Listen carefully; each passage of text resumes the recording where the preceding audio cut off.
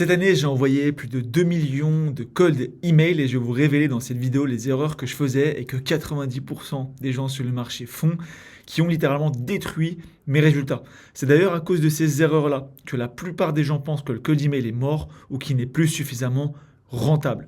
La vérité, c'est que le cold email n'est pas mort. Ce qui est mort, enfin ce qui évolue plutôt, c'est la façon dont il faut utiliser cette méthode.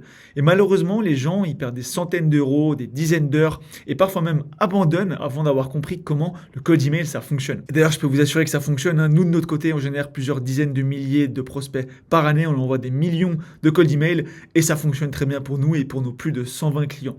Alors, si vous avez un business B2B et que vous souhaitez créer un flux de prospects qualifiés sur le long terme, restez bien jusqu'à la fin de cette vidéo, car dans cette vidéo, je vais vous partager les 3 plus grandes leçons que j'ai apprises après avoir envoyé plus de 2 millions de cold email en 2025. Et surtout, je vais vous révéler les erreurs invisibles qui sabotent littéralement vos résultats et qui vous font perdre beaucoup d'argent et de temps. C'est vraiment un peu, on va dire, les secrets en cold emailing qu'il ne faut surtout pas manquer.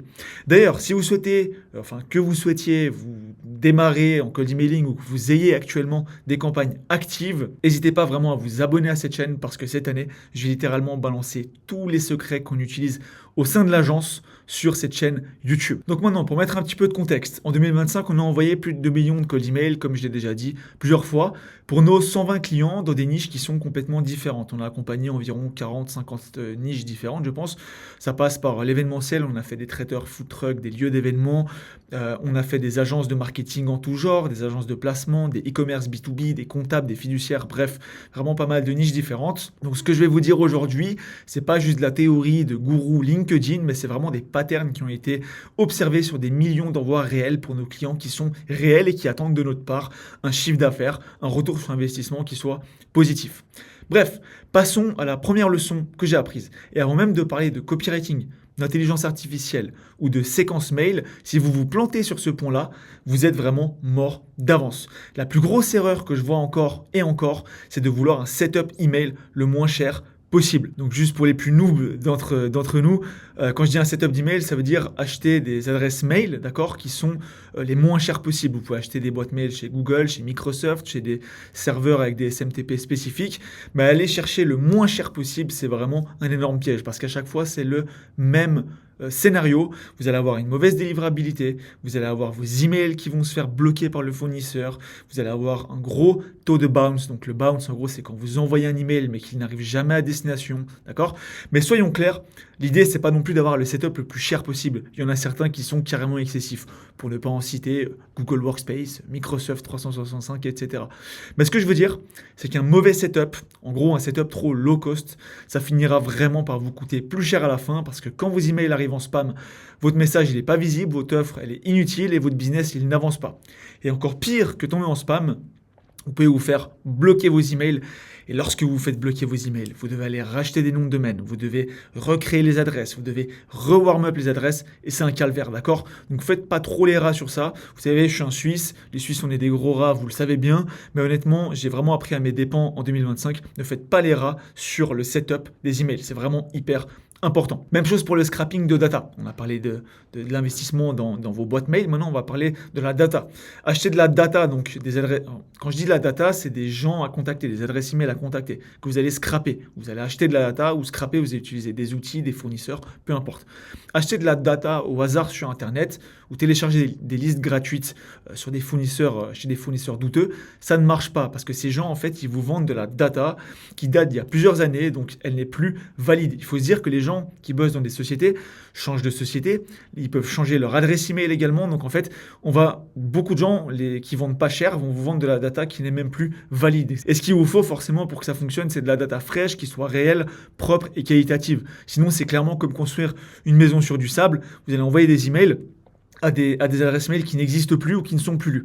Alors vraiment, comprenez bien que si votre setup, que ce soit les adresses email que vous créez pour envoyer des emails ou que ce soit les adresses que vous allez scraper, ils doivent être réellement qualitatifs parce que si vous n'avez pas ça qui est mis en place, qui est correct, qui est qualitatif, vous pouvez avoir les meilleurs textes du monde, vous pouvez avoir les meilleurs outils du monde à côté, il n'y a rien qui fonctionnera, d'accord? Et souvent, malheureusement, même quand les gens ont un setup correct, ils sabotent malheureusement leurs résultats sans s'en rendre compte. Ce qui nous amène donc à la deuxième leçon que j'ai apprise de nouveau en 2025. Et c'est vraiment une erreur que j'ai vue, que je vois chez vraiment tout le monde, enfin vraiment tout le monde l'a fait, et c'est normal en fait, c'est de lancer une campagne et de ne plus jamais aller la regarder. Il y a trop de gens aujourd'hui qui créent des campagnes de cold email, qui vont passer des heures à écrire les emails, à tester, à scraper, à acheter différentes datas de différentes cibles, etc. pour faire du A, B, C, D, E, F testing. Et en fait, ils vont finir par lancer les campagnes et ne plus jamais aller les regarder. Ne plus jamais aller regarder les résultats, comment ça se passe, est-ce qu'il y a des variables qui fonctionnent, d'autres qui fonctionnent moins bien. Et ce qui est très bête avec ça, c'est que à la fin, en fait, vous pouvez vous rendre compte tout d'un coup qu'il y a une variante ou une campagne qui a fonctionné 10, 15, 20 fois mieux que les autres. Mais le problème, c'est qu'à la fin, c'est trop tard. Vous avez déjà contacté tout le monde, vous allez devoir attendre un moment avant de les recontacter, vous perdez du temps, c'est hyper frustrant. Et donc nous, pour pallier à ça, ce qu'on fait, c'est très simple, c'est qu'on va tester donc évidemment plusieurs variables dès le départ, mais on va checker les campagnes tous les jours, ou allez, on va dire tous les 2 jours, pour s'assurer qu'on ne manque pas les meilleures variantes. Et dès qu'on voit une variante, une campagne qui performe mieux que les autres, on cut tout le reste et on se concentre sur ce qui fonctionne le mieux dans un premier temps, on ponce le marché et ensuite on passera à autre chose. Et en fait, si vous ne faites pas ça, c'est très bête parce que les pires emails, les pires séquences continuent de s'envoyer et donc vous perdez littéralement de l'argent, vous perdez des leads et donc de l'argent juste parce que vous avez la flemme d'aller checker 2 minutes, une fois tous les 2 jours, vos campagnes.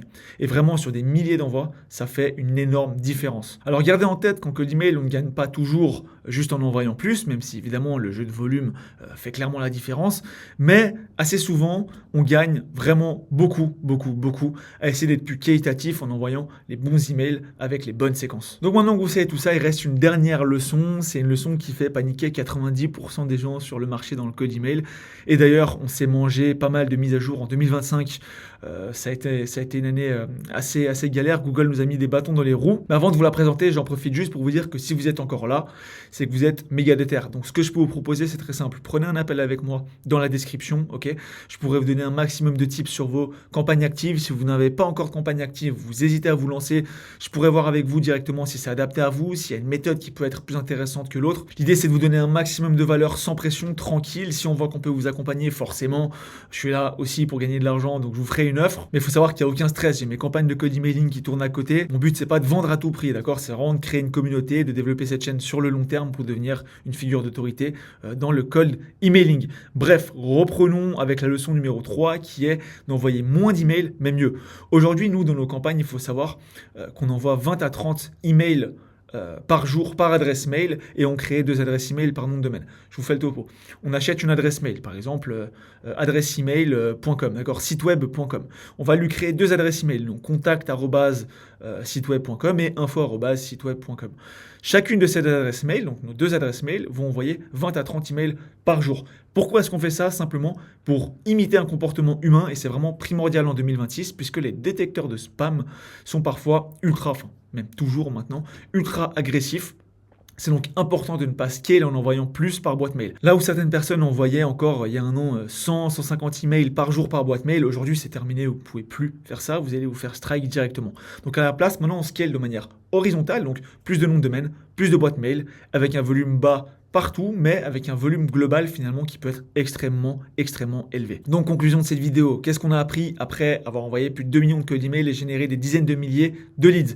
Première chose, ne jamais être radin sur le setup. Je l'ai déjà dit, je suis suisse, je suis un gros rat, d'accord? Mais vraiment, je l'ai appris à mes dépens. Soyez pas débiles à payer des setups les plus chers, genre Workspace, Microsoft 365 à $8 par mois l'adresse mail, ça sert à rien, d'accord? Par contre, allez pas chez les moins chers, parce que les moins chers vont vous poser vraiment beaucoup de problèmes, vous allez perdre de l'argent et du temps. Deuxième point, le monitoring, c'est extrêmement important. Tester et analyser en continu, d'accord? Vous risquez de perdre beaucoup d'argent si vous ne le faites pas. Et troisième point, gardez un volume bas sur toutes vos adresses email. Ne soyez pas trop gourmand, d'accord? Acceptez une adresse mail, on voit que 20 emails par jour, ça fait chier, mais c'est comme ça, d'accord? C'est comme ça que vous allez faire pour avoir un setup qui tient sur le long terme et pas vous faire sauter et surtout ne pas tomber en spam. Dernier petit rappel, call en description si vous voulez tout exploser en B2B. Ici, on génère des dizaines de milliers de leads par année. Vous l'avez capté. Maintenant, on est des cracks en prospection B2B. N'hésitez pas aussi à vous abonner si jamais vous souhaitez tout exploser en 2026 dans votre prospection. Allez, ciao!